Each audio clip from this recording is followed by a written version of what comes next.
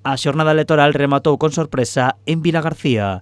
O Partido Popular, liderado por Ana Granja, erixiuse como a formación máis votada na vila, despois de 8 anos de goberno do PSDG, os 4 últimos con maioría absoluta. A líder dos populares, a primeira muller que gaña unhas eleccións en Vilagarcía, agradece o cariño da veciñanza e buscará agora os apoios necesarios para gobernar.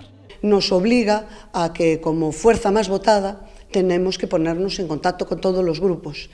Tenemos que hablar con ellos porque pensamos que hai máis puntos que nos unen que nos separan, que la decisión está en estos partidos políticos en decidir si quieren algo por Vilagarcía o si solo quieren plegarse a las ideologías. A pesar de que as outras formacións sexan de esquerdas, Ana Granja dialogará e escoitará a todos os partidos para que, segundo considera, Vilagarcía teña o cambio que votou nas urnas. Es que Vilagarcía pide un cambio.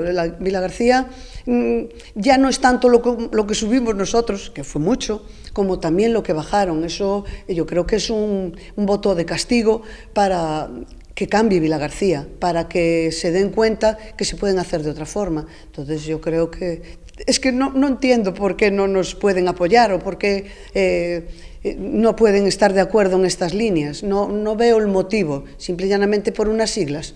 Bueno, pues yo creo que hai que mejorar isto. Os populares agardan chegar a acordos con outras formacións en puntos nos que consideran que todos deberían estar de acordo, como coidar e potenciar o rural, mellorar os parques infantís ou dinamizar a burocracia para favorecer o asentamento de empresas.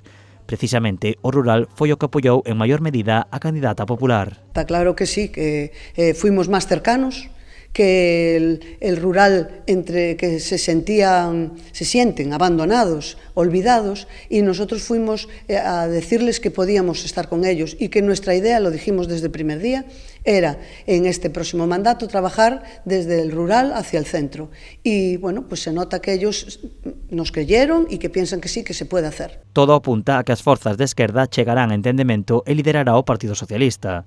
De ser así, Ana Granja considera que as outras formacións deberían explicar por que non lle dan o cambio a Vilagarcía que a xente solicitou nas urnas.